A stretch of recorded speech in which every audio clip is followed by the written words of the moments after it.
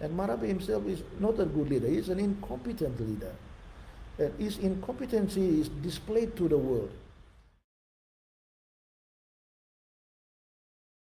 Well, in terms of the cost of living crisis that we have in the country, I want to say this. It is not only caused by inflation. I know that our government is saying inflation is about 5.5, but from our observation and the real challenges and the real issues that we face every time we go shopping, you'll see that prices have doubled or tripled in many of the goods that we are purchasing. So the rates, the real inflation rates are much higher than what the government is portraying. And as I've said in previous discussions, you will note that our data collection system in PNG by the government agencies and government itself, it's not reliable. So I have to say that unfortunately the government policy that is framed around this 5.5% inflation rate is a little bit out of touch and not very reflective of the situation that is on the ground. So it is not easy to say that inflation is low, so things are okay in this country. Well, simply they are not okay. PNG has come to very, very hard times. We have never suffered like this in some of our living memory. When cost of living issues are real facing families, individual families right throughout the country. Prices of goods, particularly food, has gone up. Our wages, I have said this on the floor of Parliament many, many times, and 3 or 4 times already, but it seems like it's falling on deaf ears in government. They have not even constituted a minimum wages board to review the minimum wages. The last time we had a minimum wages board was when we were in government in 2016, where 3 kina 50 per hour was the minimum wage rate that we set. Now, that is almost 8, close to 9 years now.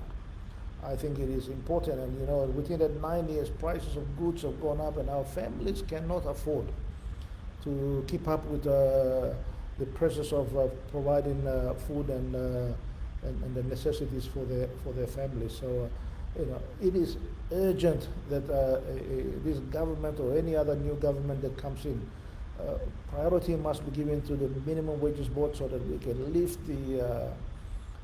the minimum wages and the pay packets for our people right throughout the country.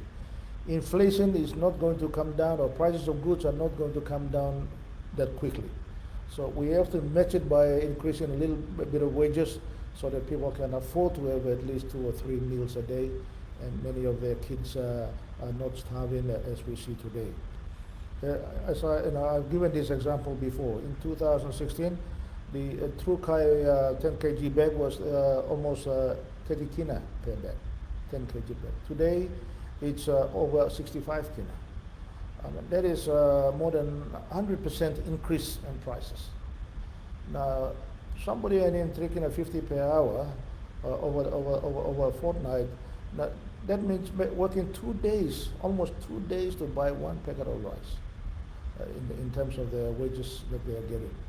Now, this is not going to, when we have big families, especially our families are not small families, average Papua New Guinean is feeding more than 1 family because of our extended family. So, when we go through packets of rice during the day, I think more and more people are certainly suffering as a result because they can't afford to buy more with the little pay that they are getting. So I think it is important that we find a way to ease the cost of living. Now, many of the issues are related, so we will be talking about how the economy is, performance of the economy is affecting the cost of living crisis that are happening in the country, how it's influencing the issue of inflation. So we will continue to pick up these points as we go along.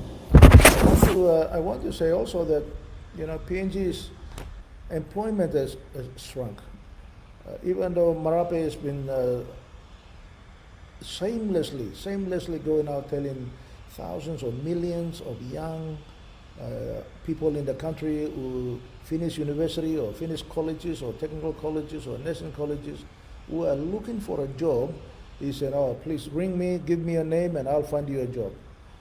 This kind of cargo cult leadership needs to stop. We are simply lying to our people. There are no jobs out there. How is it creating new jobs? Because there's been no foreign direct investment in the country under Marape over the last 5 years. Zero. That means when you have zero investment, new investment in the country, you will find that there's no jobs. And that means no new taxpayers or even revenue to the government stops. So, it's just simply lying, and I think, it's 5 years of lying is enough. And of course, when you have a lack of foreign investors coming in, we have a situation where now they are not bringing new currency or new foreign currency coming into the country, which is going to buy kina and making sure that our kina remains strong. As a result of lack of currency, our kina is now starting to depreciate. And IMF and Marape's government, the deliberate policy is to continue to make sure that kina continues to get devalued. When kina becomes weaker, you go to the shop, your same 100 kina or same 10 kina is going to buy less and less. That's the reality of life that we are facing. But I don't know when the last time Marape went shopping or one of his ministers went shopping, but I can tell you, they are ignorant of the challenges and the situation and the problems that our families are facing. And I think, it's a shame that why is there no foreign direct investment in the country? Remember the policies that Marape created when he started government. It's almost like a racist and cargo cult policy that it is. Black, richest Christian nation in the world. I've said this on many occasions, there are other black nations in the world that are very successful because they've got good leaders. And Marape himself is not a good leader, he's an incompetent leader. And his incompetency is displayed to the world. And when you go and have policies changing all the time, when you have policies changing all the time, you will find that policies are not going to work when you have sort of a cargo cult style of policies that has been put forward. I think Marape's issue is that he just does not know what he's doing. So as a result, he is driving investment away. You will find that many of our big projects that were in the pipeline of getting developed and getting started. Now, none of the banks around the world are willing to put money in these projects. Projects like Papua LNG. Their own banks in France, the French developer who was coming here, their own banks in France said that they are not going to lend money to the project. Why is that? Because they have no confidence that our government is able to hold its hand of the bargain. All not trusting Yumi Masawa. Look also, all not trusting Yumi, so let's invest in tribal money law, creating all these massive jobs that our people desperately need. Now, second issue is also, you look project was in Wafi. All big gold mine company on him, this lease lopside. So all two go stop. Only let's deal one time Marabe because Marabe work logona. All this project no start yet. So let go give him 50 million, 100 million kina a year go come. That money is coming from taxpayers. And this week alone, I put out a statement saying that, many of the departments and schools and hospitals are not getting funded because Marape's focus is now paying the landowners and paying individuals who are going to give him political support. And he is funding political survival.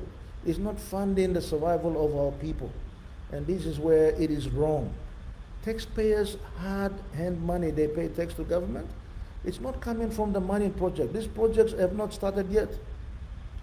But some of the people are getting money in advance and contracts in advance from government where there's no certainty that the project will get off the ground. So I think it is important that we continue to do that. But also I want to say that these are important things. Government is not funding SME and things. And SME, said big fanfare about funding 200 or 300 million kina, lo trying lo only working this SME fund. But most of it is going to cronies and one-talks. It's not helping the small men on the ground so that we can be able to do that. And I think it's important that we find a way to try and fix this. I know that Olmani Totoklo Sambla volume. I will try and find a way to increase the volume, but will I know there's a bit of technical difficulties, but I think people are hearing me now. So you can try and plan way, yeah. So that there's been no direct new investment in the country, and big projects are coming to an end. Unfortunately, PNG is a resource-dependent economy. When all these resources come to a stop, our economy suffers because we have not diversified the economy well enough. Even though we are getting revenues from LNG today, most of these monies have been not spent well. It is going to fund the budget where there are a lot of fraud and stealing going on.